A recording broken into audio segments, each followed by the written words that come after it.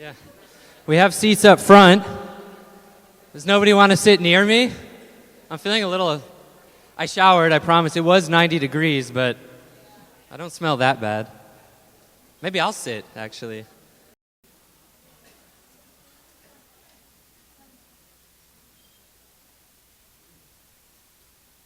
Quiet in a minute.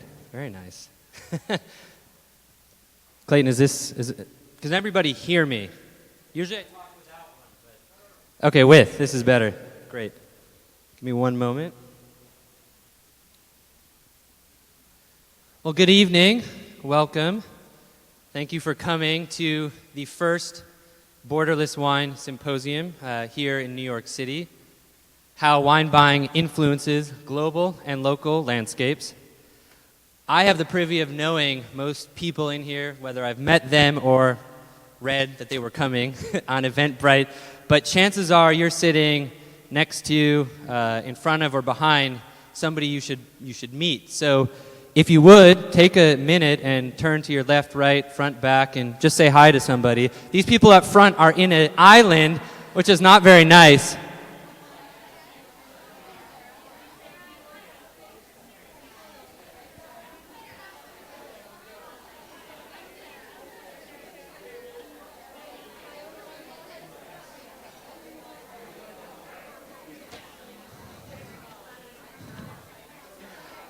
I'm Peter Weltman.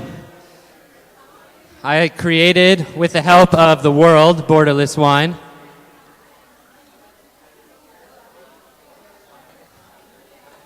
I forgot how good a New York crowd is. Not shy.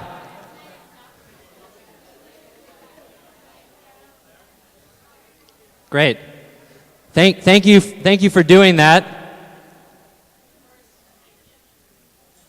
I'm going to make a few introductions of my own.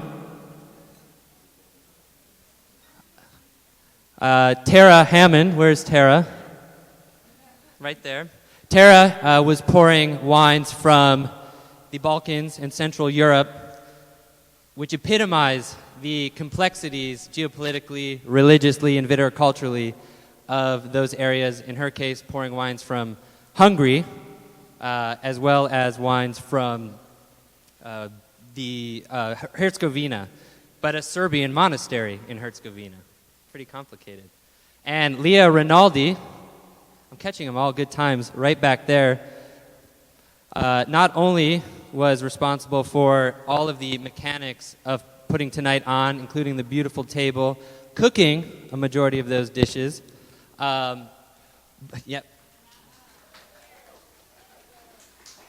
But Leah was pouring wine from Baja, California, in Mexico, from 120-year-old vines of Mission and Palomino, which or equidate viticulture of, Mexico's northerly neighbor. That's us.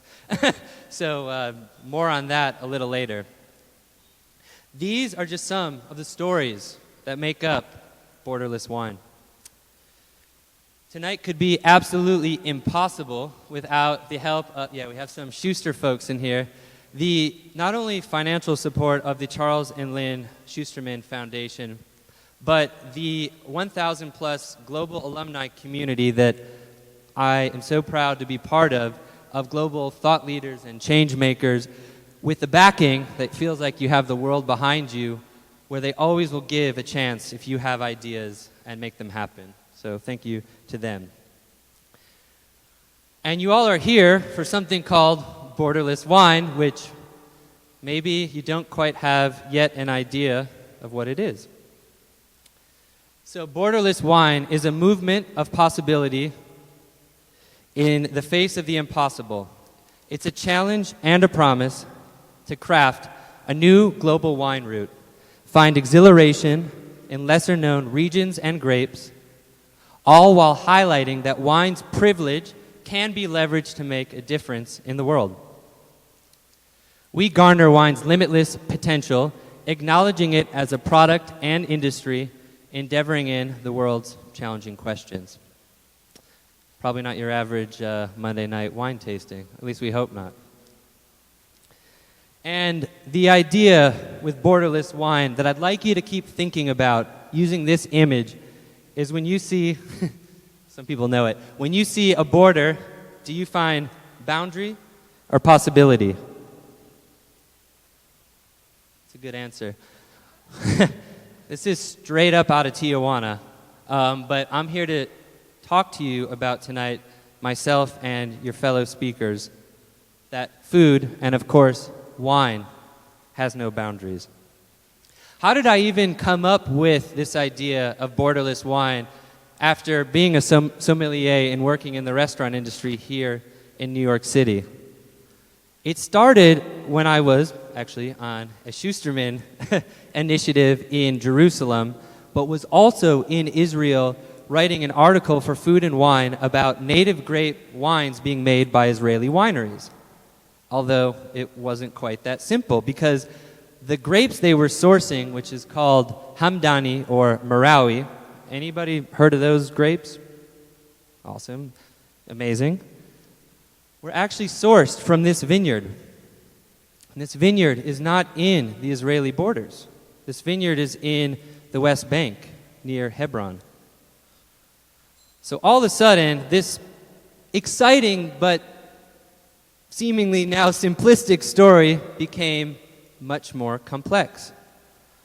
And I figured, well, if an Israeli winery is making wine collaboratively with a Palestinian grape grower in the West Bank, and a Palestinian grape grower in the West Bank is making wine with an Israeli winery, there was something more to look at. It completely rattled me, to be honest, professionally, religiously, all these conditioning and biases that I'd had in my life. But all of a sudden, wine could let me peek into an area and a region that I had heard but one narrative about. And yet, I knew wine from around the world.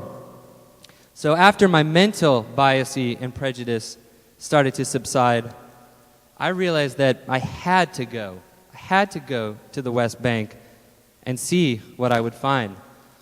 And if anybody's done that, you are greeted with very daunting signs. So I was almost ready to turn back around, and I said, no, I want to go see what's happening. And I'd heard about a winery that's in a 100-year-old monastery just outside of a town called Beit Jala, near to Bethlehem, which is called Cremizan. Where's Jason Bajalia? Jason's in the back. Jason is pouring Cremizan here tonight. So I went, and as I turned this hill, looking over the terraced vineyards of Baladi, a local native variety to Palestine, I felt at home. I'd been to wineries all over the world, but I still was wondering, would I be accepted? What would I find?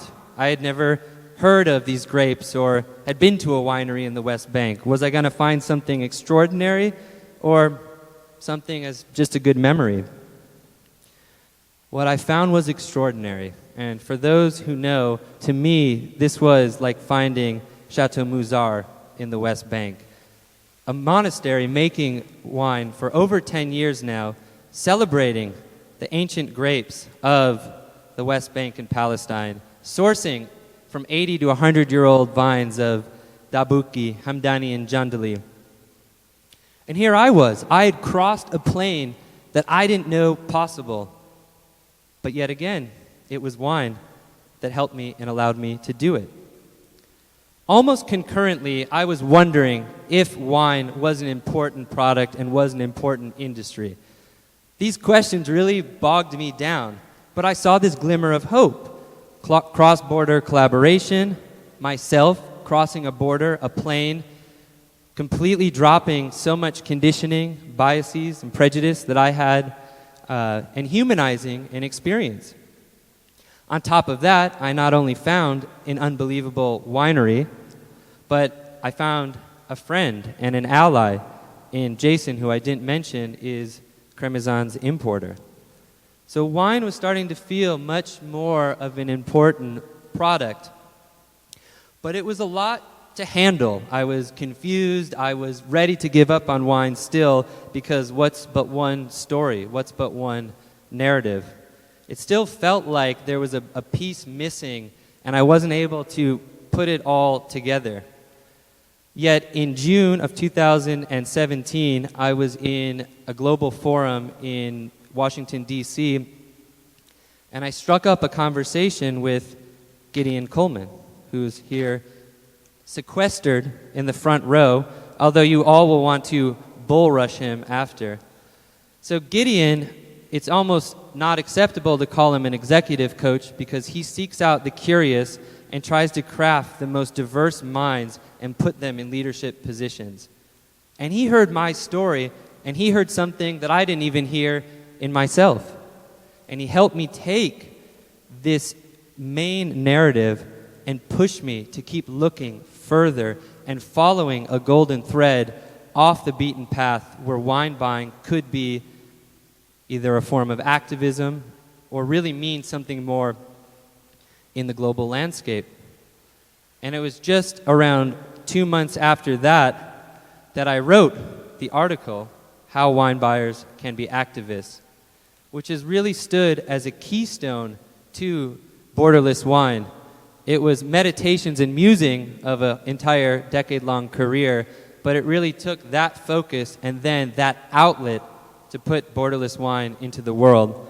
And for a publication to take a story like that, and a nascent one at that, I'd like to also recognize Erica Duce and Jen Lasky, who in their writer guidelines asked for activism. I think I practically jumped through the computer.